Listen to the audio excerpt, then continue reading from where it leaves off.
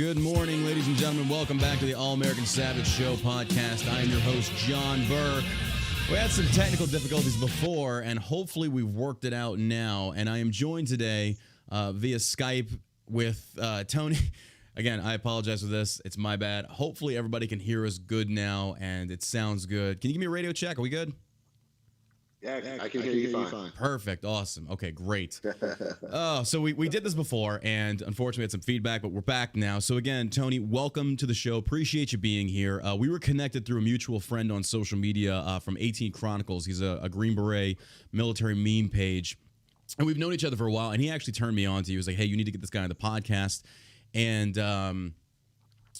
people were kind of like, with me, it's just, I like to get people on the show and then let them talk about their own political stances and let people kind of make their own formulation as to where they stand or align politically. But again, you were out of North Carolina's new 4th district, correct?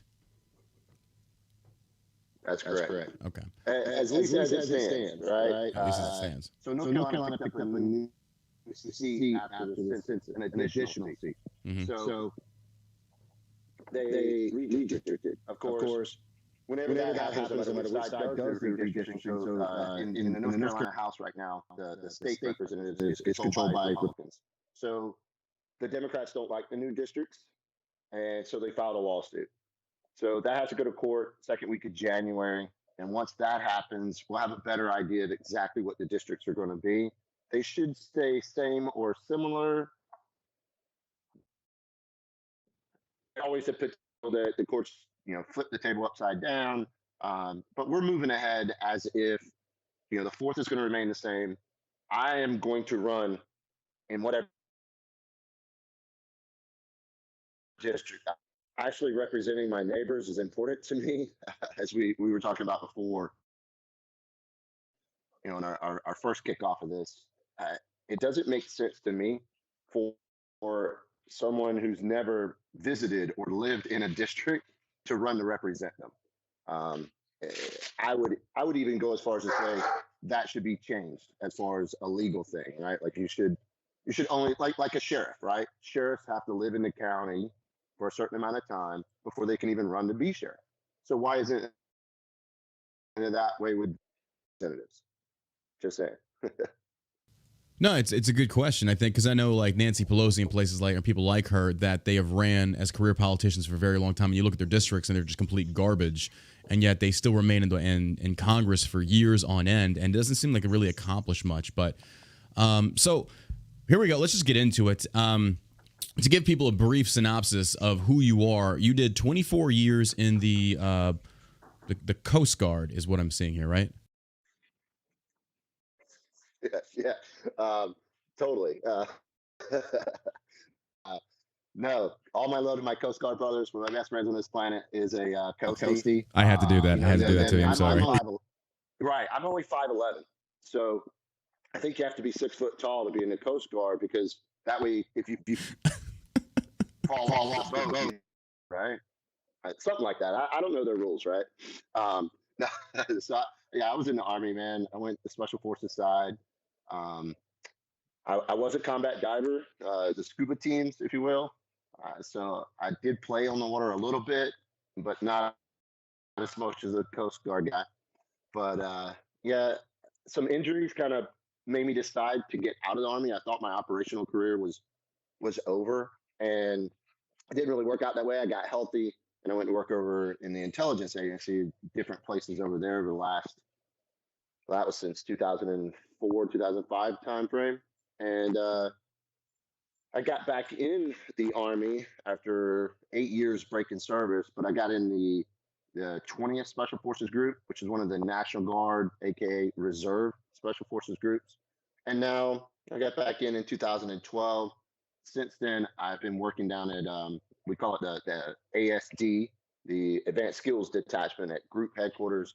So I teach different things to the new troopers. We facilitate training for the teams, if you will. Okay, So what I want to do is just kind of pick your brain on where you stand politically with just various, I think, hot topics, hot takes that are very trending right now. And you being also in the veteran community, I'd like to get some takes on where you stand on certain things. So let's go ahead and just open it straight up to, say, for example, things like marijuana. Where do you stand on the legalization of marijuana? Okay, yeah, that's a good one, right? Man, if you'd asked me this 10 years ago, I would have probably been more towards conservative side and said, I don't know. I'm not sure what the ramifications are. I'm straight up with people, right? I'm not a choir boy. So I've smoked I love marijuana. this. I love this already. Right. Yeah. So I grew up a pretty misbehaved young man, redneck kid out doing redneck stuff. Yeah, we drank before we were old enough. And yeah, smoked some weed here and there and probably some other stuff. So, right. Bad kid. I Not would say that doing makes you bad. anything. I'd say that just makes you an American. Yeah, right. So yeah, if you'd asked me 10 years ago, my take on marijuana was it makes people lazy, right? I remember, smoke up a little bit, get the munchies, watch whatever stupid television, sitting around with your stoner buddies, not being very productive. Well, unbeknownst to me, as marijuana has become legal in so many states, marijuana is a science. And this has only been recently explained to me in the last 3 or 4 years as more of my peers are retiring and finding that marijuana eliminates their entire need for opiates, right? And I am so blessed. I've been through a couple of different really bad injuries, but because I working through wasn't working through the VA, I was never put on any type of opiates. So my perspective on marijuana has changed greatly as I've seen its benefits, right? The government's never given it a fair shake. The FDA is not giving it a fair shake. So I would say, hey, let's look at the states who have legalized it. Let's look and see. Let's just look at the data. What are the negative ramifications, right? Because anything that has positives has to have negatives. So let's take a mature look at it. Well, the anecdotal evidence says nothing too wrong. So I'm now inclined to say, hey, let's get serious about it. We know, right? I've seen what it has done for, like I said, my peers, but also friends and family who were on chemotherapy for cancer, and they were terminal. And it was the only thing that gave them an appetite, and it was the only thing that just took the pain away. Now, I'm still not a big advocate of wake and bake, right?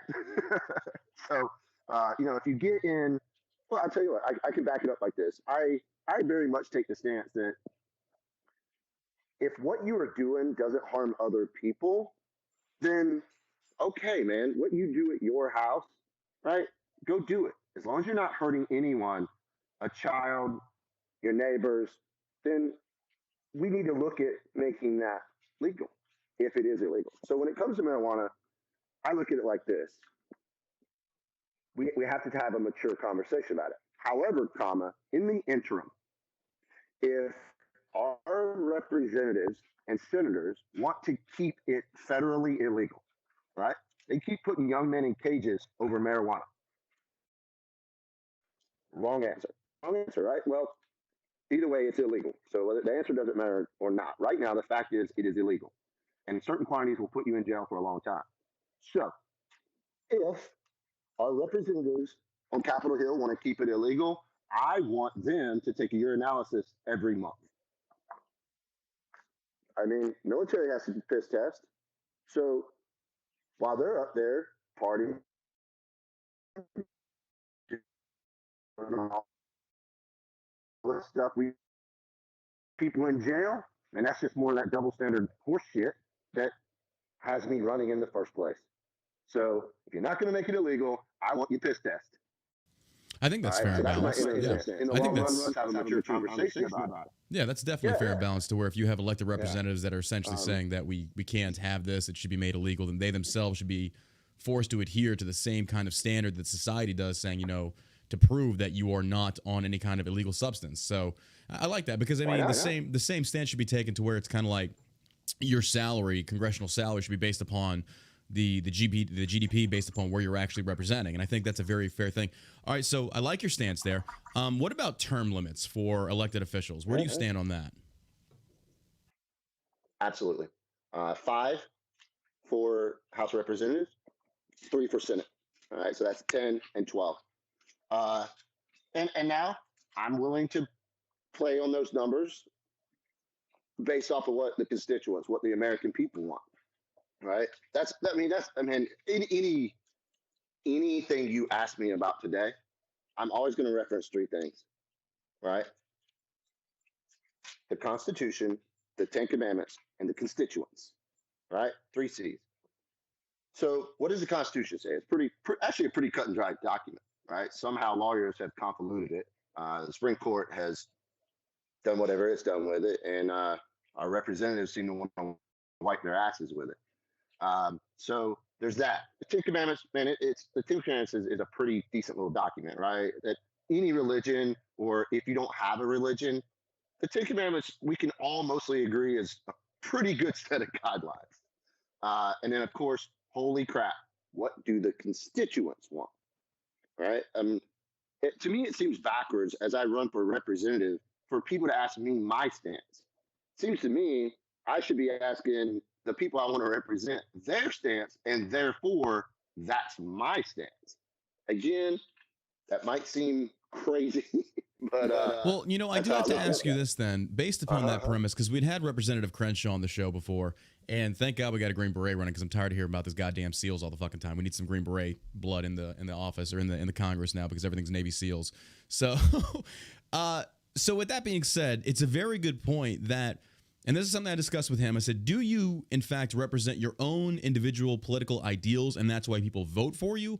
Or is it because you stand for your constituency and basically get the vast majority or the popular opinion, which is very troublesome to me, because if you think about it, I'd asked Crenshaw the same discussion about should marijuana be legalized, and he said, essentially, I'm not willing to die on that hill because I feel a lot of my constituency base would not be in favor of that. But in my mind, it's like you're either for individual liberty, regardless if the majority doesn't like it or you're not. And I feel like you already discussed, if it's your house and it's your right, you're not harming anybody, you should be allowed. I shouldn't even say allowed. You should be able to do whatever it is that you want to do that is well within your rights. Right. So the question goes back, do you feel that way as far as do you represent yourself, or are you going to go with the popular opinion of your constituency base?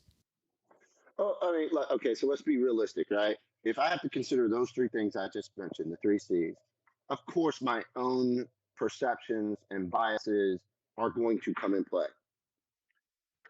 But I have to look at those 3 things first, right? So when it comes to term limits, for sure, or anything, but we'll back off, right? Because I used a very broad stroke. And Lord knows politicians, you know what I mean, they don't like to get pinned down. And I don't care, right? There's literally nothing you can ask me today that either I'm going to give you an answer, or I'm going to say, hey, man, I just don't know yet. And so some of these things I just don't know yet. I'm very new to this. Because the district is a little convoluted and just uncertain. The folks I am talking to are closer to my home as opposed to counties away. Yes, of course, my own moral compass is going to guide us through this, right? But let's face it, if 90% of my constituents do not want something, they elected me. I work for them. I have to vote for them, right? So it all has to be considered. And this is I think where you brought up Dan. I think Dan and some of the other Republicans keep getting themselves in trouble because they won't talk about an upcoming bill and how to vote first, right? Go talk. I intend to go talk to my constituents. I would like to build a platform on my website where any upcoming bill is there. They can pull it up, read it, and give me their input, right? That way they can cut out the emails, just make it easy for the constituents to talk to me. So I can pull up the website and say, hey, on this upcoming bill, here's a summation of it, the pros and the cons, tell me what you think. All right. So now I actually have a real understanding of what my constituents want. All right. Now, the reality is sometimes there's want and there's need. What does the district need versus what does individuals want? So yes, man, there's going to be times where I have to vote a certain certain way that's not perfectly in line with even a majority, especially in this day and age where a majority is like 51%. Um, so that's not a super easy question to answer. And Lord knows, I hope I don't sound like a politician when I answer it. Um, I want to be very clear that, yes, the constituents matter the most, right? Well, I would say equally with the Constitution and the Ten Commandments. Like I said, I just don't want to sound like a politician, like I'm hemming and hawing, because I'm not, right? But let's face it, in a year, how many different bills does the House of Representatives look at, plus committees and all this other stuff? So my own personal guidance, my own personal beliefs are going to lead to that, that decision. Yeah. No, that's a very good point. I can understand your take there. I'm not a refined politician yet. So my next question comes into line to where I was a diehard Republican, and then I started leaning more libertarian, that leans right, more constitutionally focused. So another big thing that I see in the GOP that a lot of evangelicals are in control of, a lot of the boomer age types that they're the majority voters. Where do you stand on church and state either being together or separate? I mean, Constitution says, separation of church and state. So I look at it like this, right? There has to be a separation. America is comprised of how many religions? How many? Well, the reality is, in hundreds. any district that I'm going to run in, it's going to be predominantly Christian. Well, here's the deal, man. I've been around the world, well, not around the world. Most of my time was in Central Asia and Middle East. So I'm more familiar with Islam. There are so many parallels between Christianity, Islam. All religions have something that looks like a Ten Commandments. So on this, there's good and bad. There's good and bad, right? Let's say we just remove religion from the topic. The Constitution clearly states that there is a separation. The problem is it doesn't clearly state what the separation is. So we're always going to go back and forth on that. Again, I'm a Christian, but I'm not evangelical preacher either, right? I look at it like this: if you're a good person, but you're not a Christian, right? I view you're still a person of God. I still have to love you, right? I still love you. So there's no reason we all can't come together on some decisions, because there's good and there's bad, right? Whether you're religious or not. So as far as legalities go, if a representative references his or her religion for guidance, that's fine. They can't cross over and start demanding that others adhere to their religion. To me, that's about as simple as it gets, right? Like, I don't get to go say everyone has to be a Christian or everyone has to go to church on Wednesday night, right? That everyone has mandatory Bible readings. No, absolutely not, right? To me, that's what separation of church and state means, is simply the government cannot demand one way or other any certain religion. You see, right now, we still deal with some of that here left over in Texas. Say, for example, like the blue line law, to where I can't even go purchase vodka on a Sunday. Or you have like dry counties and things such as that, where a lot of that stemmed from the religious movements back in the early 20th century. And a lot of it still lingers. And I don't think people even come to like realize it because it just becomes so normalized. But when you take a step back and you look at this, it's like, no, this is founded in a religious belief. Like, this needs to go away, because I think anyone should have the right to where if they want to go get hammered on a Sunday, that's their right to do so, whether I agree with it or not. And I think that's where I drive a lot of my stuff, to where I don't think people realize like how deep and infected religion being in line with church and state being the same and passing legislation is still existent in our country. And it's a very scary thing. Well, I would say this to that. So in North Carolina, same as Texas, right? We couldn't hunt on Sunday until just a couple of freaking yeah, that's another one. Yeah, you should be able to.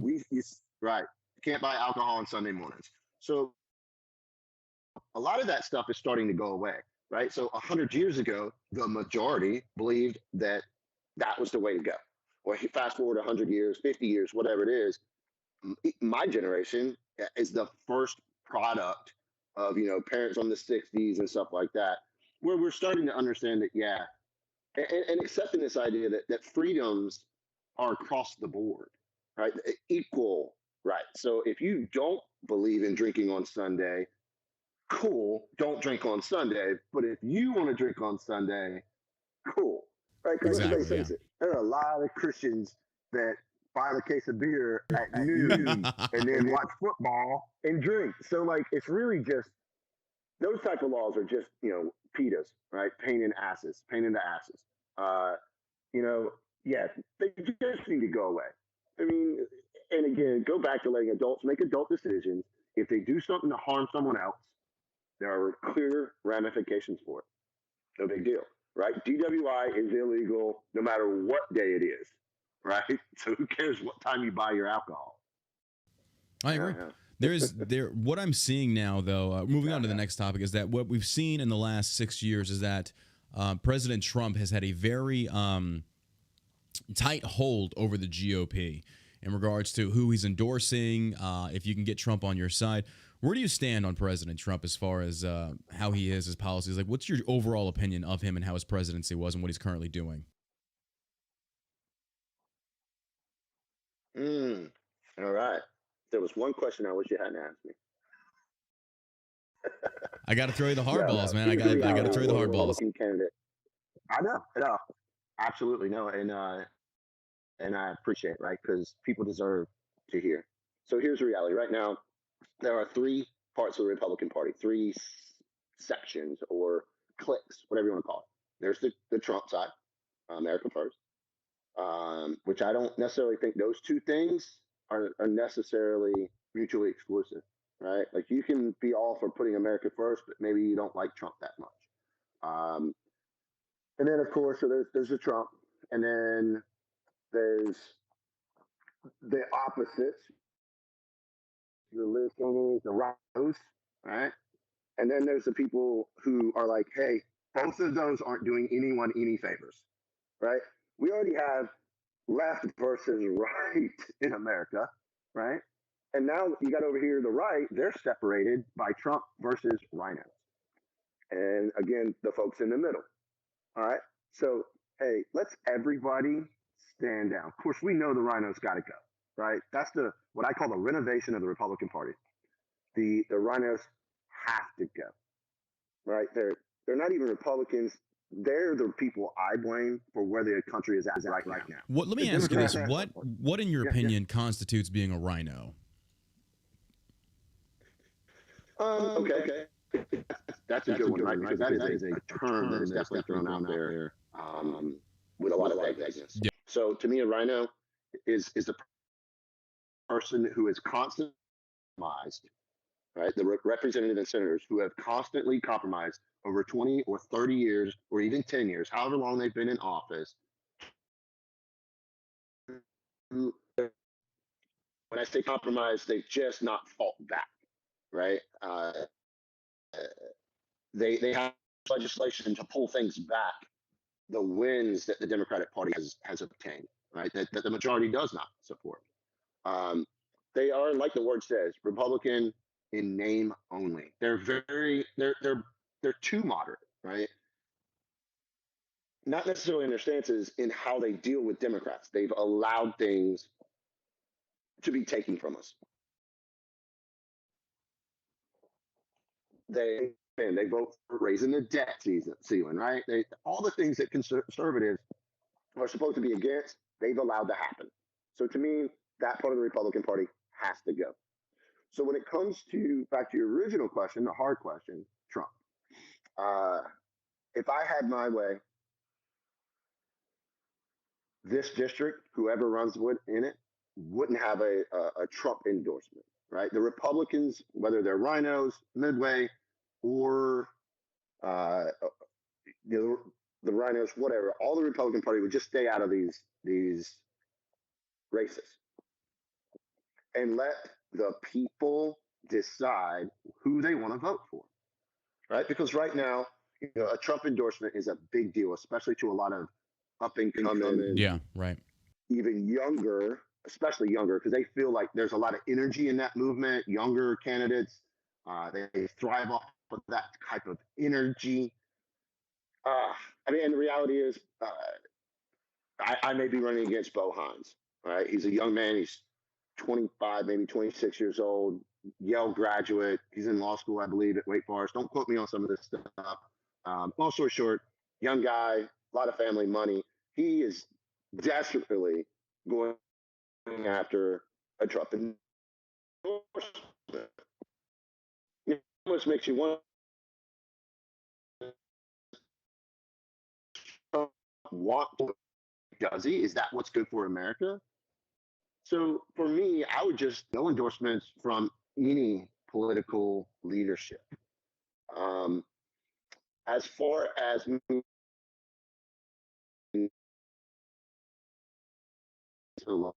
like, I personally don't like it when people say the Republican Party is the party of Trump. Right? Nothing in America is the party of the social, you know, set of one person. Right? I get that people really believe in Trump and all the good things that he did, but I can't necessarily get behind the idea that either party is one person, right? That would be like Democrats saying, we're the party of Hillary Clinton. Well, if you think about it, what if, right, the Democratic Party came out and started calling themselves the party of Kamala Harris or the party of Joe Biden, right? It would be a horrible mistake on their part, right? It would isolate so many of their members and believers and push them to our side. I think from talking to a lot of moderates, you know, um, iconic almost worship of Trump has done that with many moderate rights. It's kind of pushed them over to the left. So right. I get that. If we're talking strategy and trying to win, just a strategy, right? I'm very much a strategic thinking and tactical things type of guy. So when I step back and look, let's say I wasn't Republican or Democrat, I was just trying to win, I would say that's not the right path. Let's unify, make them stronger. Let's reach right across and get those folks, especially, right, like 28 women who were moderate, they jumped and went left this last election, right? Those are the folks we need to start talking to and bring back to the Republican Party. And if the Republican Party remains a party of one person, I don't know. Can you do me a favor? Are you connected to your house Wi-Fi?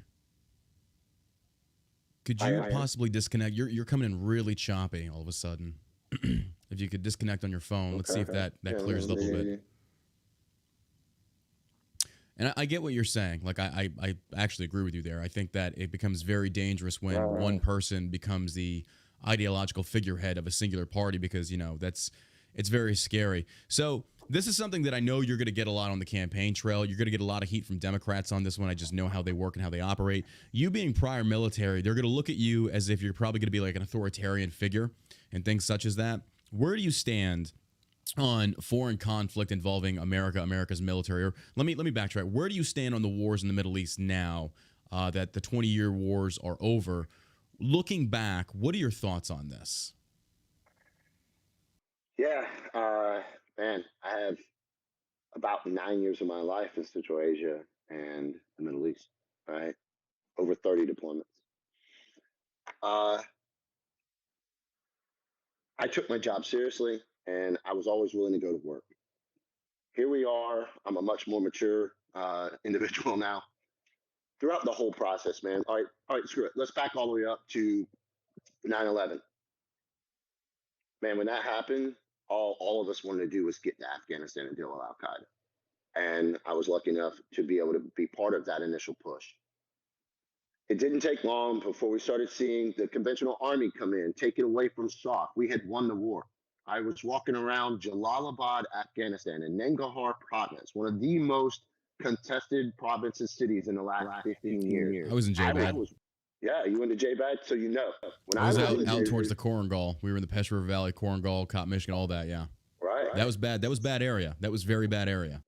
So in January, February, March of 2002, I would walk around the market, sometimes without a gun on me, just wearing Afghani dress, hugs and kisses. They loved us. They loved us. They loved Special Forces. Of course, Donald Rumsfeld, being a big general, big conventional military general, he fell victim to all the conventional generals saying, hey, we need to put troops on the ground, right? It's stability operations. So next thing you know, we've got the 82nd Airborne, TF-180, 18th Airborne Corps. We've got strikers, we've got tanks riding around, messing up everything in Afghanistan, right? The roads were already in shit shape. Now we're just making them worse. And now we have young conventional soldiers with no discretionary training, scared to death with machine guns. And all we did was make enemies. And we made enemies, and people in Washington and the military industrial complex, they made money. A lot of it, right? Well, here we are, 2003. Iraq, weapons of mass destruction. Well, when we had filled into Iraq, no one suggested we take chem biosuits, but weapons of mass destruction. So we knew, right? Like they knew. All right. So here's how I take the wars, right? Dictators are bad. But on a strategic thinking level, dictators are predictable, right? If you're going to have an enemy, some crazy dictator with a small country with a bunch of oil, he or she is going to be predictable. The second you chop the head off that snake, next thing you know, you got 10 other heads popping out. And what we had in Iraq and Afghanistan and Libya, and to some extent, even Syria, even though we didn't topple that dictator. Had we would have just had another Iraq. So here's my take on the wars. I'll bullet down to you this. If someone was in Congress during these conflicts, they shirked their responsibility because it is Congress's constitutional role, duty, responsibility, and authority to declare war. So the fact that we call it the global war on terror, right? That's not legal, right? We can call it a conflict, all right, and get around it, right? But the presidents, they didn't even care. They called it whatever they wanted, and Congress sat idly by while troops, American young men, were sent to do a job that just didn't need to be done, right? A soft presence in those countries could have dealt with all of this, right? Let's face it. Toppling Saddam was a personal vendetta and not much more. Saddam had pretty much done nothing except for try to hold on to his power since the first Gulf War. Again, predictable. Gaddafi, right? Predictable. Another personal vendetta from Hillary Clinton. So we've got all these very personal problems leading to American soldiers being killed. And the Constitution clearly states who is supposed to be able to authorize these wars. 30 days, right. I was young. I think I was 16 during the first Gulf War. And there was a huge fight. I remember it's really the first political thing I even remember. Huge fight on whether or not Bush Sr. could even take us into that war because Congress and the Senate were up in arms. They were like, he can occupy for 30 days, and then we can extend that for another 30 days. Well, Congress in 2001 to present day never took that responsibility, that authority, that legal responsibility. They haven't taken it seriously. So every single person I see that's been in Congress during these wars has been complicit in illegal acts. I mean, I know that sounds a little extreme, but if you look at the law, that doesn't sound extreme at all, quite honestly. And it's actually very refreshing that you, as a Green Beret with 24 years of service, are saying something like that, because I know there's going to be a lot of people. I like how you said before we should be going, and I've said this multiple times on the show, is that we should be going after the fringe moderates that are watching the DNC go insanely off the rails when it comes to what their party is doing in regards to the woke left, how it's eating itself alive. But to get those moderates, a lot of them are anti, and I shouldn't say military because I know a lot of liberals, a lot of Democrats are actually pro-military. They're just anti-American involvement in these international issues that honestly don't even concern American interests to the level that Congress and the rest of them say it does. So for you having a military background, that's going to be a concern for a lot of people, not in a sense of your service, but where you stand on any kind of future conflict should America get involved. Because I feel like after this 20 years and like the $7 trillion we sank into the Middle East, thousands of American lives lost, I think America is ready for a break. Well, I shouldn't even say, but I think America is waking up to the fact where our generations of veterans are saying, hey guys, we got it wrong. Like we got it right. And it's not our fault. It's the leadership that we'd elected that lied to us. And they had us believing this propaganda bullshit about like what you just said was Saddam. Yeah. And I feel like a lot of people are waking up to that. And especially like, say, for example, the fall of Afghanistan, that was like, and I'm not trying to discredit or be disrespectful, but I can only imagine what it was like with the Vietnam generation watching the fall of Saigon and everything they had fought for just goes up in smoke. And it's kind of like, why were we here? But that leads me to my next, go ahead. Sorry. Well, we were all, right, especially the SOC community, because we work with the commandos, right, the Raiders, Marine Corps Raiders, MARSOC, and SF. We live and work and lead our partner forces. So we became brothers with Afghanis, right? Me personally, I spent more time in Iraq. So my connections are definitely more to the Kurds that I work with. But all my friends, they were getting panicked. Phone calls, text message, help us. They're killing us. Please come help us. Where are you? Right? Dudes are panicking. They're trying to figure out how to get over there and help. And just begging command, like, please, just launch us. We can be there in 12 hours and stop this mess. It fell on deaf ears. I'll tell you this, my generation of soft guy, right? Your Jay Collins, right? There are 5 Navy SEALs running, 4 Special Forces guys, and like 20 plus veterans. Yeah, no. We don't want to we're not running because we want to take the country into these wars. We want to take the country away from these wars and go back to the constitutional standard for involving America in a war, right? So many of these representatives continued to sign budgets and sign away American lives. Man, we've had our brothers die in our arms, like fucking literally, while they sat up at Capitol Hill and had a nice day every day. Most of them never even came to visit an FOB in either Afghanistan or Iraq, right? Because they had it so good. It's horseshit, man. It needs to come to an end. We got to have people out there who know what it's like to live and die on the battlefield, right? To watch that happen.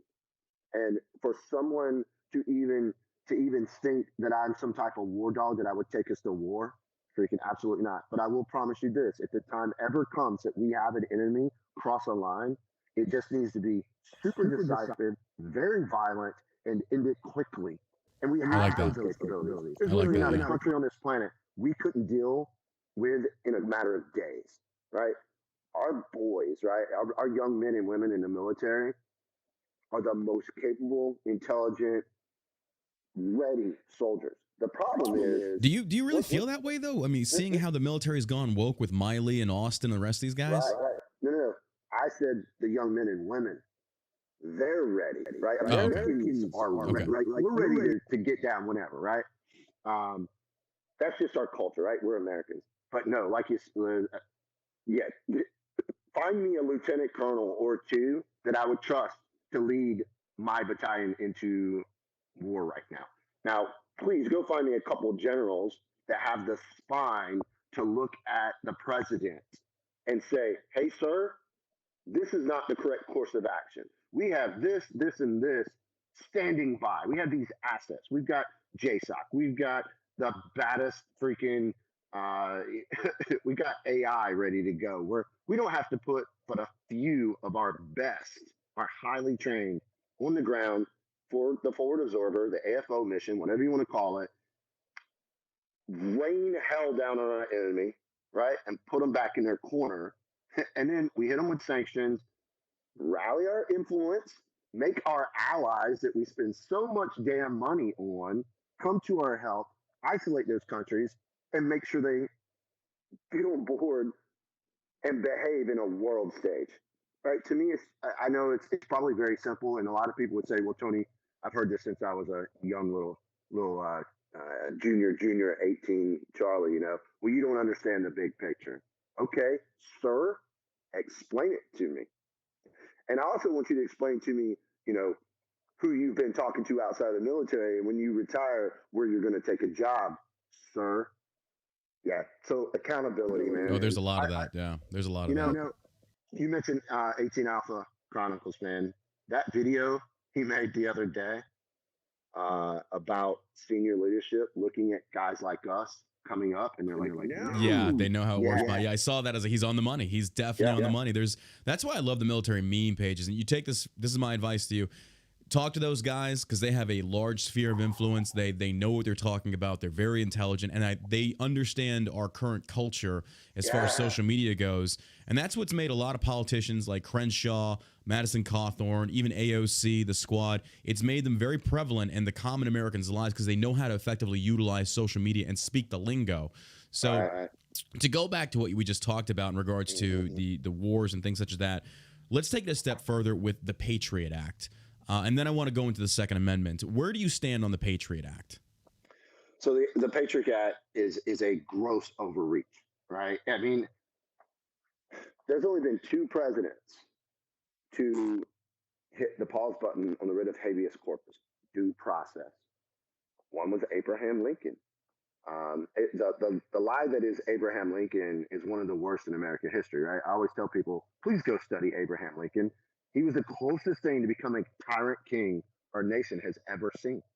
He imprisoned senators, representatives, just completely threw the writ of habeas corpus out the window. And now the other president was George Bush, right? Now there were some limitations to what he did, right? He said it can only be if they're deemed a terrorist. Okay, now we start putting 2 + 2 together. And you see this administration wanting to label everyone a terrorist because the second you do that, right, Bush's writ of habeas corpus, that's still on the books. So the Patriot Act needs to be thrown out, right? We got to go back. We can't be spying on American citizens, right? Our intelligence agencies in the code, right, and in the titles clearly say they cannot operate on U.S. soil. Right, that's law enforcement's role, and law enforcement out there have intelligence components. All right, so the Patriot Act, crazy overreach. It's got to go away. We were, to protect ourselves. There may be a few instances that we have to create something like the Patriot Act. This situation, right, that wasn't it. Right, the war in Iraq, the war in Afghanistan did not rate the Patriot Act, right? We just didn't have that kind of threat on our nation from Al Qaeda, from Iraq, from anything in the Middle East or Central Asia. Just didn't happen. So between it and the writ of habeas corpus, man, that's got to be repealed, got to be readdressed. Okay, I like that. And then moving on to the Second Amendment, I'm a very pro 2A. I don't believe in gun laws. I believe. Let me just instead, before I give you my spiel, I'd like to hear from you. Say, for example, we have a convicted felon that has went to prison. They've served their time. Do you believe they should have their Second Amendment rights reinstituted upon completion of their sentencing? Yes and no. Yes, if it was a crime that didn't involve a gun. All right. When I say involved, I don't mean they were possessing a gun and some drugs, so they toted 2 charges, right? So if you use a gun and you shoot at or you shoot someone, right, I'm not sure you should get your Second Amendment rights back because you had displayed a propensity to use a gun in violence. All right, but this is a conversation we need to have. Now, Martha Stewart committed a felony. Yeah, fair enough. Fair enough. My first instance of remembering someone in my life having their Second Amendment rights taken away, a good friend of my father's, he was a duck hunter, man. Loved to duck hunt. As the 80s laws and the whole conservation thing came into play, when you hunt ducks, that's a federal migratory game bird. So it's federal law that covers it. If you put corn out and bait a duck, it's a felony. All right. If you shoot lead shot at ducks instead of steel or ceramic, it's a felony. Well, this gentleman kept doing those things. And ultimately, he took a conviction. And now he's a felon, cannot possess firearms for a bunch of pretty silly gun laws or hunting laws, right? The one that finally got him was he was shooting steel shot. Okay. It's an absolute dumb thing, right? The idea is you shoot steel shot, it lands in the water, the ducks eat it, and then they die of lead poisoning. But when you shoot them with steel shot, they don't die, right? You wound them. They don't. The steel just doesn't hit them hard enough, doesn't penetrate. They land, they swim. They're a duck's a diver duck. Their natural protection from predators is to dive, go underwater. So they've been wounded, they dive, they go underwater, and they die. And then you don't find them. All right. So it's a dumb law in the first place. So a very good American lost his Second Amendment rights over something so silly. So you do your time, you get your rights back. Right? That's how North Carolina is right now. Felons can get their rights back. And that's the whole idea, right? If the criminal justice system does its job, you go to jail, you get rehab, and you come back, you're a better person. You get your rights back. There's nothing in the Constitution that says, there's nothing in the Second Amendment that says shall not be infringed unless you do a felony. Right? It says shall not be infringed. What are your questions? Right? How the courts and the liberals and the anti-constitutionalist anti-Second Amendment folks have somehow, just contorted it. It's absurd to me. So when it comes to the Second Amendment, I think it's responsible for us to look at the cases and say, okay, they used a gun in a violent act. Maybe they don't get their rights back. But if you're Martha Stewart or my dad's friend, you get your rights back, right? There's so many nonviolent felonies out there, and let me go a little step further, right? And this is where attorneys and law enforcement, district attorneys, prosecutors, law enforcement are going to look at me and go, "Whoa!" So they use so many things to establish probable cause for a search, right? Because it's supposed to be a big deal to search someone's personal property. It should be. Well, the additional gun charges, concealed weapons, and all that, they start establishing a bigger case for this individual. Well, nowhere in the Constitution does it say that someone doing an illegal activity while possessing a gun, that now that's a bigger crime, right? So Martha Stewart doing insider trading while also possessing a gun, right? She's not using the gun to protect her insider trading. So how is it that the laws read that if you are selling cocaine, but also have a shotgun for hunting, you just came back from duck hunting, right? You're a little bit of a redneck cocaine dealer, right? And they're out there. And so you get rolled up for possession of cocaine, but you have a shotgun, a hunting shotgun, or screw it, an AR-15. Ooh, in the car with you. Because you use your AR-15. That was coming next. I was going to reference the AR-15 platform. That seems to be the most scary weapon there is now with civilians. Right. So let's get rid of the you weren't duck hunting, you were deer hunting with your AR. It's the only gun you can afford because you've been spending too much money on your cocaine. So you get pulled over, they find the cocaine, you have the AR. Okay, now you get charged with possession of a firearm and protection of your cocaine. Another felony. That's unconstitutional as all get at, right? The Second Amendment does not talk about that. Those laws are unconstitutional. And here's my take on all of it. If the people, we the people, don't like the Second Amendment as it is written, then we the people should petition our representatives to amend the Constitution. That is the legal way to change things. So if we don't like the Constitution, it can be amended. But the Democrats, the anti-constitutionalists, and I don't say, unconstitutional, I say anti. It's a very different word because they're attacking it, right? It's not like they just don't like it. It's anti because they're attacking it all the time. Every single law that gets thrown on the books up there or authored or sponsored, man, that is a violation of their oath, right? Because their oath says they will protect the Constitution from enemies, foreign and domestic. Well, the second you support those laws, you're anti-constitutionalist, and therefore you just breached your oath. So, I mean, that's kind of a slippery slope, though, because if we think about it, like you just stated, though, like if somebody wants to change the Constitution or stand for something that they don't agree with the Constitution, they want to have that amended done, is that a violation of said oath, or is that just saying we want to change it? Yeah. So all right. No, the law. If you just drop a law in place that is clearly okay, violating the got you. Constitution, I see what you're saying.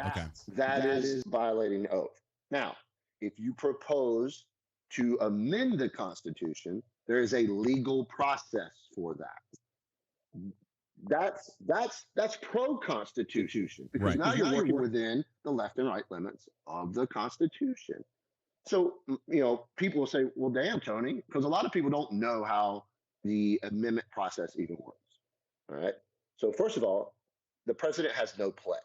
Right. The president doesn't have to sign it into law. That is all Congress. And so why don't the Democrats who have the power, they have power right now. We've got the Congress and the executive branch, right? So why don't they just amend the Constitution? Because it takes a 2/3 majority, right? And they can't even pass, the Build Back Better plan, like it failed, yeah. Right. Yeah, it just got booted out. So they know they can't get the support from the American people to amend the Constitution when it comes to the Second Amendment, right?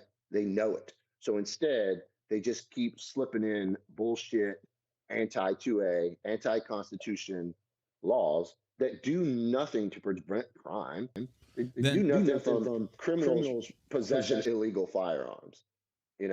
That's my next question then. When it comes to the Second Amendment, where do you stand on most gun laws? All gun laws, they're infringements.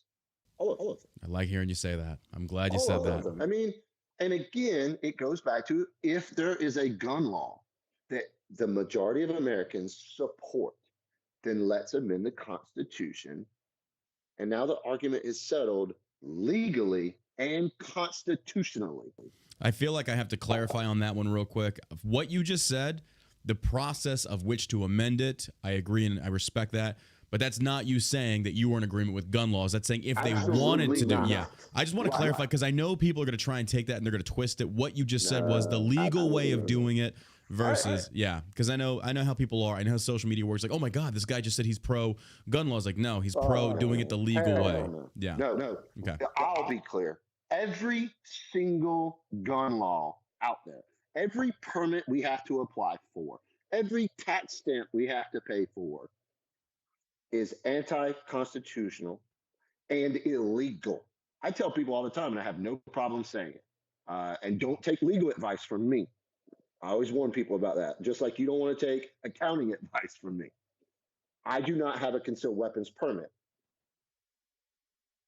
but I have a concealed weapon on me right now. I feel very unsafe right now. Yeah, right. Scared. So I came home from Iraq one time. And our headquarters is up in Northern Virginia. So I turn in all my stuff. I pick up my personal stuff. I'm driving home to North Carolina. I'm driving down I-95. I get pulled over for speeding. 65 and a 55 just south of Richmond, Virginia. A Fredericksburg, Virginia police officer, a drug interdiction officer, a senior, supposedly experienced officer pulls me over.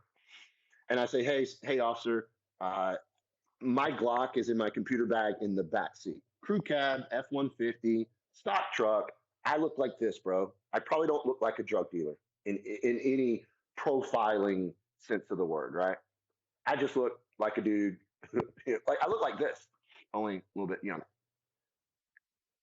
He immediately skins his firearm and asks me out of the truck, brings me to the back of the vehicle and puts me in handcuffs and puts me on my knees on the side of I-95. And I'm like, whoa, holy crap. I can't believe it's even happening. And then he immediately starts digging through my truck. And I asked him, I was like, hey, officer, are you going to ask me for consent to search? And he stops and looks at me. He goes, I don't need your permission. Like, actually, you do. And I am going to grant it to you right now in good faith, but I'm going to need you to put these handcuffs up front. I've got a separated shoulder. You're killing me here. He basically told me to shut the fuck up. So I did.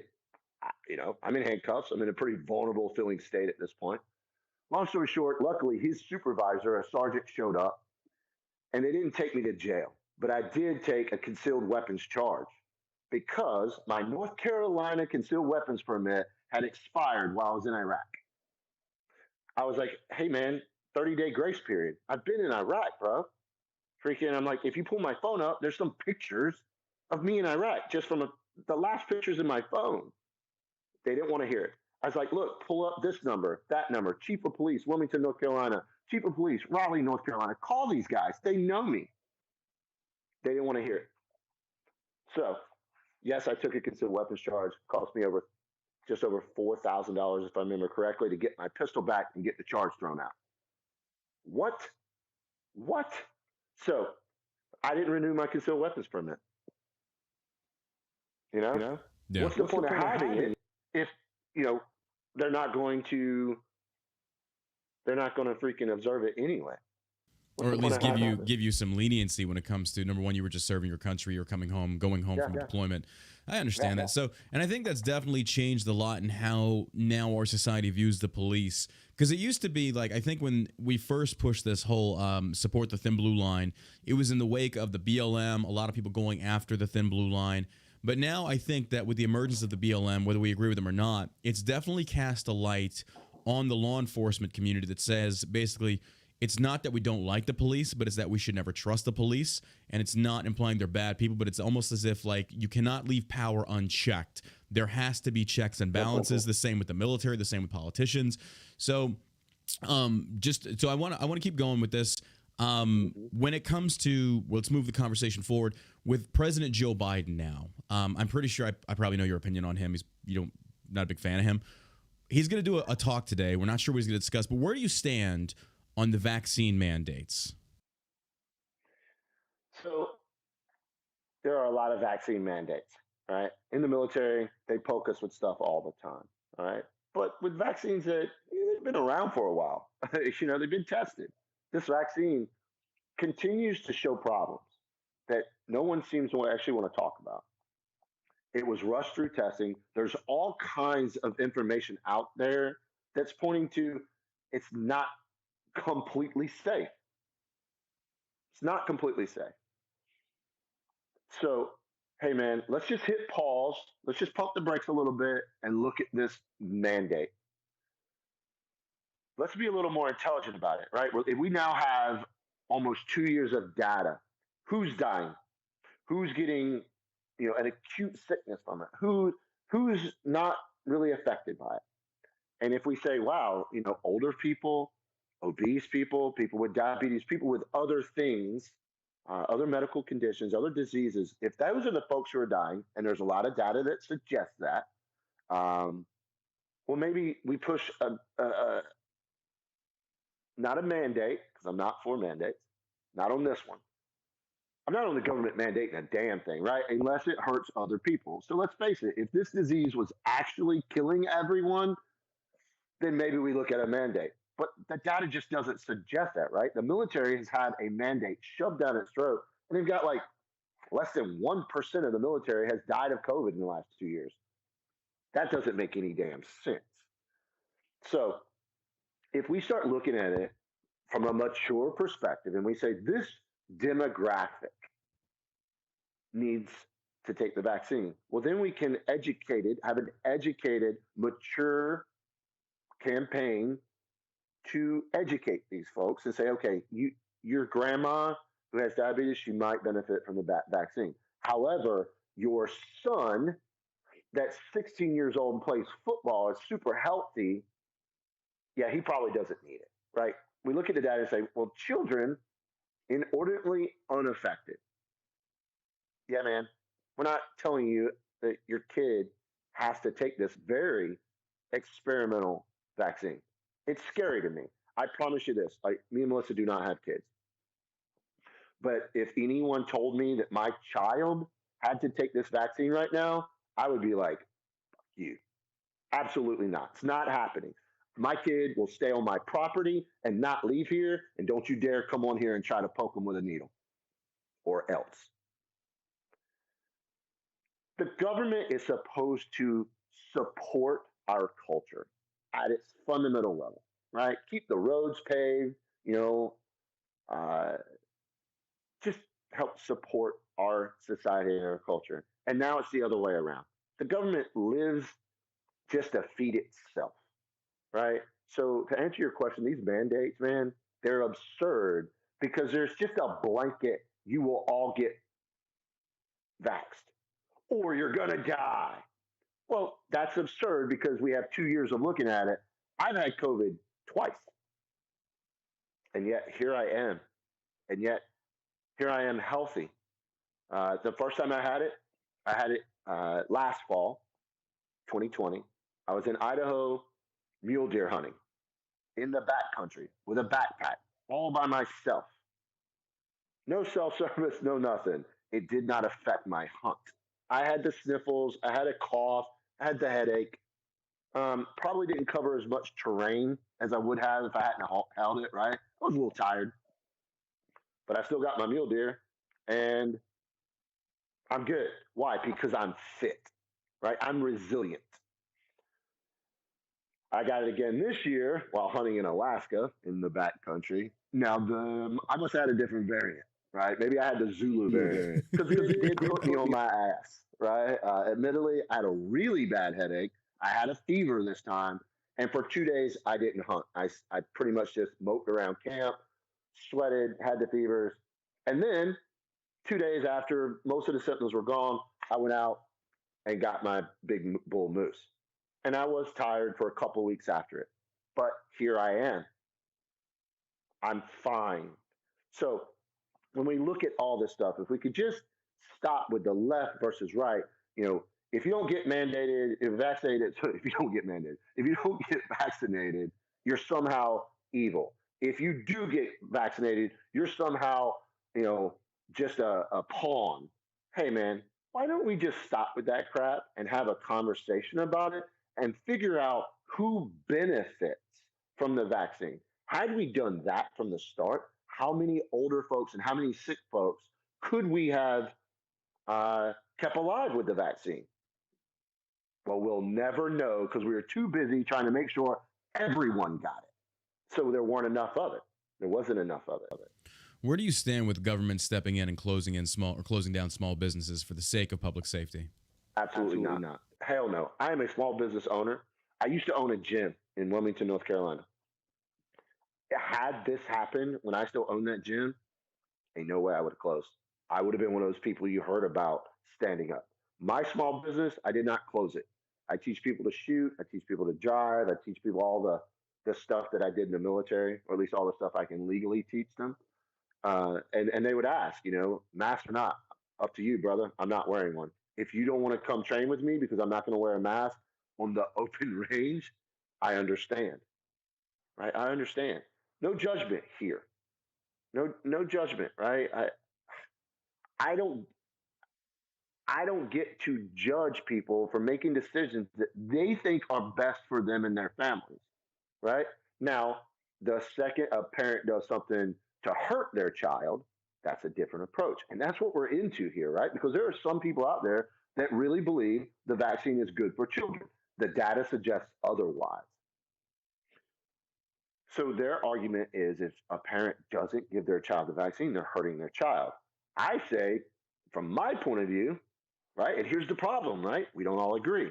From my point of view, mandating a parent gives a child a vaccine that's experimental, that is showing problems is showing side effects that suspiciously we can't get the tag home all the information about the test trials, right? Like I don't I don't know anyone who can't look at that and not just be a little bit suspect. Why can't we get the information from the FDA on the trials?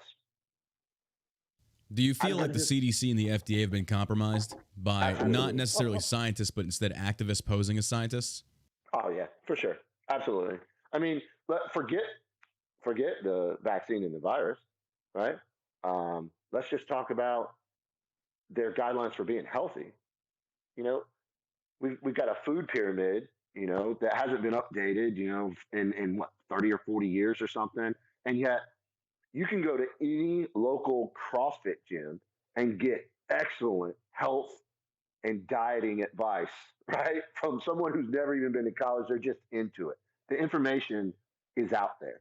And let's face it, right? Whether you're a whatever latest and greatest diet you're on, keto, intermittent fasting, paleo, whatever, right? The information exists on how to eat healthier than the average American fast food diet.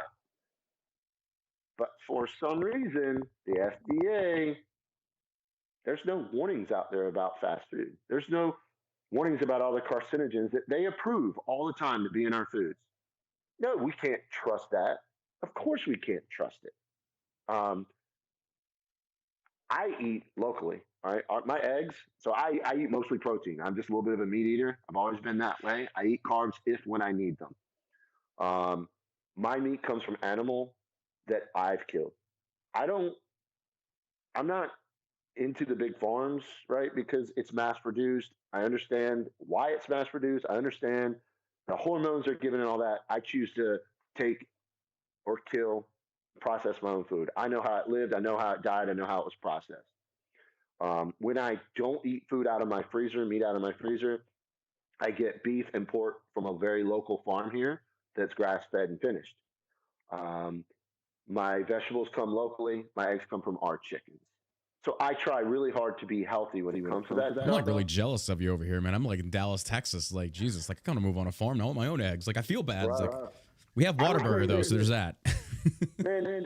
So I lived in Wilmington, North Carolina, city. I own my own business. So I was eating fast food when I shouldn't, for the sake of convenience.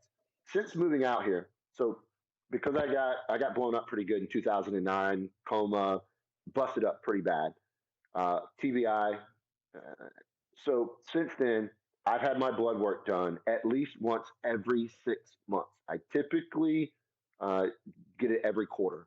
So I have data about my own health for the last 11 years.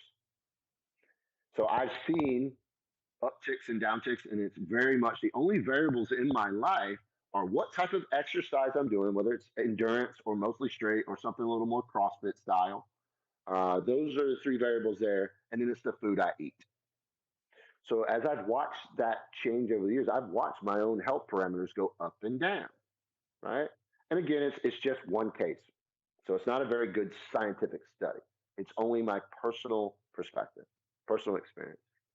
But I can tell you, in the last 4 years of eliminating processed foods, my inflammatory markers are down, my cortisol levels are down. Of course, that's an environmental thing too. I do have my own little piece of heaven here. We've got our own little country property out here where there are some days that I only see Melissa and my lengthiest conversations are with my dogs. Right, it's pretty stress free. So of course my cortisol is down. Everything else, all my health markers are up. So when you ask me about the FDA, man, absolutely, the CDC compromised, absolutely compromised, for sure. Let's take it a step further in regards to government programs. Where do you stand on the IRS? Okay, so clearly I'm not a fan of the FDA. The IRS, yeah. So I'm not, as I mentioned earlier, I'm not a choir boy. I owe some taxes. The tax code, even for a small business person, a contractor, right? Like, so I had a business where basically I was a contractor for the government, and then I have my small business, my gym, and then I have my training company. I have to hire a specialist to do my taxes because it's so complex. The Right. tax code is so complex. It's absurd. Uh, Do I you sold a feel like big house. government hates small businesses? Oh no! Oh no! They don't hate small businesses. Where do you think they get their money? Right? I'm just saying, like for us Yeah. at Shell Shock CBD here, like we just had to pay a $20,000 payroll tax. Last quarter we paid $77,000 in taxes, and then it seems like there's this emergence of this movement that has been pushed by the progressive left in regards to just like paraphrasing, eat the rich. And it's like, well, if the rich make up for the majority payment of taxes in this country, I don't think we have a taxing problem per se. I mean, we kind of do, but we have a spending problem, a government spending problem. That's two edges of the same damn sword. Um, so I sold a house in Southern Pines in 2007. And in the next year, the IRS showed me, they said, hey, you owe the exact same amount that you sold that house for. Like, what? That's impossible. I didn't even make that much money, right? My profits weren't that much. It was the exact number and change. So it was a mistake. So for 3 years, I tried to contact the IRS and I talked to different people every time. I couldn't sit down with someone and be like, can we change this? Well, the computer says it'll work its way out. Well, it never did. It led to me hiring not an accountant, but a tax attorney. They're not cheap. I couldn't afford it for numerous years. I just couldn't afford to deal with it. I wasn't evading taxes. I was assessed with taxes I didn't know in the first damn place. And then I can't get an IRS agent on the phone to deal with it. When we finally did get an IRS agent that was helpful, hurricane comes through North Carolina, floods the IRS building. Now we can't get a hold of them again. Now let's say this. Let's say, what if my office had been flooded in that hurricane? You think the IRS would have cut me any Oh slack? God, no, absolutely Hell not. no. Hell no. So the IRS, man, we need to seriously sit down and figure this mess out. I would say let's just make it simple. If you make this amount of money, you pay this percentage in taxes. And you know what? It probably should be graduated, right? So if you only make $30,000 or less, and I am just throwing these numbers out there, right? Like you're going to pay a lesser percentage, right? Because if you only make $30,000 a year, right? You're an E4 in the United States military. Well, you can't afford food and a good house and school for your children or whatever, right? How can you afford a higher tax rate? All right. So as we get richer and richer, the tax percentage goes up. And I'll tell you what, this was my first attempt at making sure sound bites aren't cut out of this. Because No, that no, this is live. I don't do editing. Everything you say is in full con. I would never do that. No. So no, but somebody else might, right? So instead of giving percentage, right, of just imaginary numbers, I didn't do that. So I'm progressing as a politician here. No, I joke. I don't want to be. I'm not going to be a politician. I'm not fucking selling us out, right? I'm not doing that. I'm not selling us out for this. If I don't win the primary, I go back to a pretty awesome life. I no shit have nothing to lose. I've got nothing to lose. That's why I'm able to do this. So anyway, yeah, the IRS. I there's been how many studies done on the fair tax, eliminating income taxes altogether, federal income tax, right? And we pay a federal sales tax. Well, we get rid of the IRS.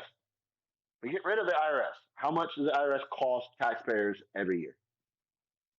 Tens, hundreds of millions? I don't even know. That's actually something I should look up. So we get rid of the IRS. We need a pretty simple organization to just deal with the sales taxes, like a lot of, most states have sales taxes. Many states don't have income taxes because their sales tax just covered. So if you spend 60% of your paycheck, and I only spend 40% of my paycheck, right? You're paying more in taxes because you spend more money. I'm being incentivized to watch how I spend my money, right? I'm all about incentives from the government, not regulations, not stifling taxes. Hell, I'm up for, if we know that healthy living takes a burden off the healthcare system, why aren't we giving folks a tax break for gym memberships? Because Why?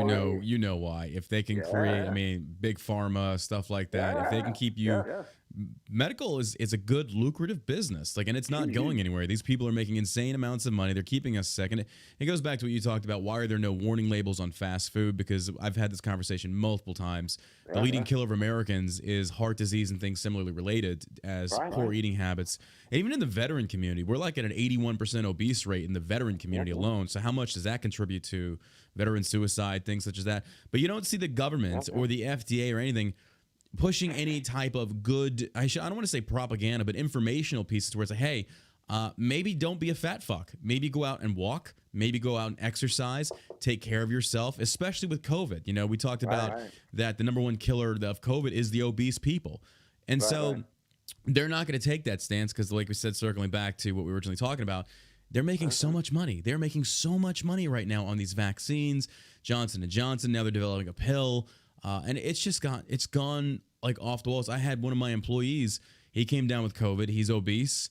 It does put him in that higher percentile of being, having to deal harder with it. He went down to a local place here in Dallas, Texas, and got a natural, I don't know if it was ivermectin, and it's working. Like, he's like, yeah, I feel he's doing better. And it's clearly going against the narrative the government has been pushing, because I feel like they are in bed with Big Pharma. I feel like, number one, I feel like Big Tech, MSM, the government, they are all in league together right now, and they're pushing this nonstop misinformation campaign, and it's all rooted around money. Well, let's face it, man. Our government and governments in general, they always have misinformation. They have classified things. And then when people speak out about them, they become conspiracy theorists. Well, I don't think our government and the old hags that are running it were prepared for social media. They can't hide anymore. So now what was considered a conspiracy theory 10 years ago, it can be proven. Like, oh shit, Big Pharma really is running things. And that's going to come down to like campaign finance reform and all that stuff, right? How is it possible that our Congress people who make about $200,000 a year, they go up there and 10 years later, they're multi-millionaires? And I've had a few years where I've made just over $100,000 through, working 365 days a year, right? Busting my ass. And those years of making that kind of money have not equated to a multi-million-dollar home and a beach home and a bunch of money in my bank account, right? So how is it that these folks are making $200,000 a year, but they're worth millions? I want to understand that math. That's the math I want to know about. And I joke, it's horseshit. They are getting money from outside sources, insider trading. It's a real thing. So we need to get up there and deal with it.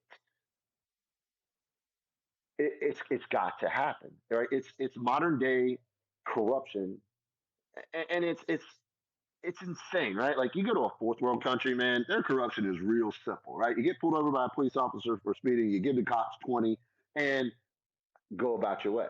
In America, you get a speeding ticket, right? You got to hire a lawyer, and then you got to pay court costs, and then before you know it, $600, and it all went in the pockets of all these different players. And to me, that's like the lowest level of civilized corruption in America's system. It's a speeding ticket, right? Well, overseas, they don't have any. Well, in a lot of fourth world countries, I wouldn't say all, they don't have a lot of protections, so it is pay to play. In America, it's pay to play on a crazier, larger scale. And the little man doesn't have a shot. There's no shot. Like, you talk about with your taxes, like, who the hell's gonna be able to afford, a tax lawyer and have to go and fight the IRS? Because I had to deal with the IRS too. They said I owed them so much money, and I was like, no, I don't. I was like, y'all had a mix up. Years they've harassed me. It's like, well, okay, you didn't owe us this much, but now you owe us this much. It's like, no, I don't. I was like, I've got my tax accountant right here. I've submitted it multiple. And like you said, it's impossible to get a hold of anybody that can actually change it. So it's like, now the little guy is dealing with a government entity that clearly has got it wrong. They have all the money. They have all the power. Right. How am I supposed to get ahead? And this is not, and I hate saying fair because fair is a four-letter word, but like, how is this justified? How does a little man stand a chance, especially a small business? Like, to even launch a small business, as a small business owner yourself, you pay so much in taxes. I have to pay to go, register. I have to pay the state comptroller. And it's like, Right. I don't know if you know who this is. His name is Austin Peterson. You should really look him up. He's a libertarian. He ran for presidential candidate back in 2016 and again for Congress in 2018. Unfortunately, America is not ready for a Milton Friedman-esque kind of libertarian. But a lot of what he talks about in regards to academia being a racket is that we should go back to the time where licenses aren't required by the state. Instead, let the consumer choose. And I know that's a very outlandish thing to say, but it's kind of like if you had Dr. A and Dr. B, and Dr. B has been certified, yet he voluntarily does this and says, I'm going to go through the pipeline of training. Here's my certificate, state sponsored. Or Dr. A is like, I haven't done this. This is my year's experience yet. Let people choose. And people can choose. It's like, you know what? And I hate saying this, but this could fix a lot of our problems. And I know it sounds insane, but if, say, for example, Dr. B charges outlandish prices and Dr. A, who's, by the way, not certified, says, I'm not going to charge that much, but here's my experiences, it kind of evens the market out. And I know it's crazy. And Austin does a better explanation of it than I do. That was a very down and dirty, rough version. I know there's more to it, but he talks about the premises of licensing. Why are we paying so much for all of these things that before we didn't have? Like doctors were not licensed back in the day. And it was just like we've changed. And I'm not saying I'm against ensuring that we have good people learning the right way of doing. Like I would never go to an unlicensed surgeon. Let me break that down first. But you get where I'm going. It's the premise of the freedom to choose and allowing a good, healthy, free market to compete versus what we have now, which is corporatism. And the government interventionism is swaying the market to where now we don't have fairness and quality. And essentially, it's big tech corporations, large scale corporations. They're getting. I mean, take for example, with the shutdowns of businesses with the COVID thing back in 2020, 2019. It was like, why did you shut down small mom and pop business, but you left Target, Walmart, Lowe's? Why did you leave them open? Why did they get to make astronomical figures, like just amazing benefits? So locally, I saw two different local feed store, farm supply stores close, and Tractor Supply flourish. Tractor Supply Company, right? Huge nationwide chain. It's like the Walmart of farm supply. Well, I watched the mom and pops die, right? And I'm all for the free market. If mom and pops can't keep up, then okay. But that's not what happened. They were overly restricted while the Tractor Supplies were unaffected. Not to mention, Tractor Supply can spread its wealth across all of its how many ever stores, as opposed to mom and pops, they may have one or two. And we have a local farm store that's, I think they have four across eastern North Carolina. It's called the Big Blue Store. I shop there, and I probably pay anywhere from 10 to 15% more because I shop there. But it's a born and bred fellow, his family that started that store and that small chain store, and that's where I shop. So, you know, if we can motivate Americans to start behaving like that, uh, stop buying everything through Amazon, shop locally, man, the free market can take hold, and we can show that we have the strength to fight back against this government intervention, and like everything that our government is doing these days favors corporations, and I don't want to sound like a conspiracy theorist, but I'm learning a lot about campaign finance as we speak. So you can donate to my campaign as an individual, right? The limit is $2,900. However, right? So let's say you're a CEO of a multi-billion-dollar company, right? You just put a spaceship on the moon, right? You can still only give me $2,900. That's it. There's your cap. However, your corporation can donate to a political action committee, a PAC, a super PAC that is in my favor. Facebook's done the same thing. Yeah, Facebook. If you go, it just broke that Facebook definitely favored a lot of Democratic figures that were running for Congress, and you can actually see the showcase that donation amount, and it's a lot of money. It is a lot of money. It's insane. Well, and that is why I'm pushing so hard for the small dollar contributions. When this is all said and done, I'll be able to, win or not, look back and say, hey, look, everybody, the majority of my contributions came from regular old hardworking people. And the corporate dollars I did take in that donated to the PAC that supports me are corporations that are still trustworthy. They're not that big, right? They're gun companies or they're hunting apparel companies, or they're the local farm, right? One of my donors to the American Oath Initiative, the C4 that I started, he cut a check. His farm cut a check for $5,000, right? And then he individually donated to me the max, right? We have to get rid of the PACs, and we have to put limits on campaign finance. All right. So that way, all right, so, straight up, if the young man Bo Hines runs against me in the fourth district, apparently his father has pledged $1 million to his campaign. Well, clearly his dad can't write him a check for that, right? His campaign. No, he could give Bo the money and Bo can self finance. I don't have any limitations on how much I can give to my own campaign, aside from the fact that I have limitations. I just don't have $1 million. So it's just a loophole. Right. You know what I mean? So you could do that. There needs to be a complete limit on campaigns. Eliminate the dark money, the anonymous corporation donations into the C4s, get rid of super PACs, and just simply say, in a U.S. House of Representatives run, a candidate can only raise $500,000. That is the budget. Now it's an equal playing field. No matter if it's someone with millions to spare, which I don't think is a bad thing, right? Because if you've worked hard and made $1 million company, right, good for you, man. However, it doesn't make you going to be a better representative just by the fact that you have money, right? And that's been such a measure of whether or not a candidate is viable, right? That if they can raise money. Now it's a popularity contest, or it's a who you know contest that has money with deep pockets.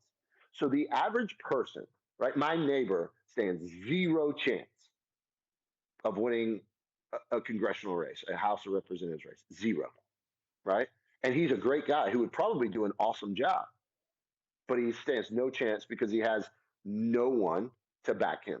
And the chances of him getting that backing is about zero.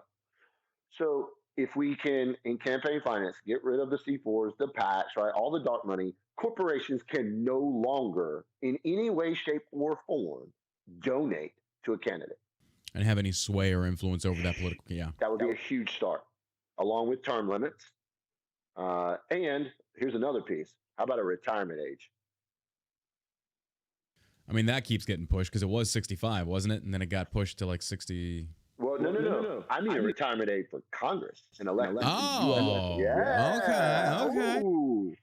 I kind of like that. Yeah. So there is an age for presidency, like 35 and above. So you're saying that there should be a cutoff, like you cannot be any older than this. So maybe that way we don't have old senile folks running our country. Let's go, Brandon. Right? I mean, we have Nancy Pelosi, right? She's in her 80s, man. Her district is a complete shit show, right? What's she doing? I mean, I'm guessing she couldn't pass a driving test, right? If you can't operate a motor vehicle legally on the highway system, should you be running our country? Yeah, I agree. I think it makes sense because that way it prevents. Yeah, I can see what you're saying. I don't have a dog in this fight because if I win, I'm promising if the people of the 4th District want to reelect me, they're only going to have 5 opportunities to do it.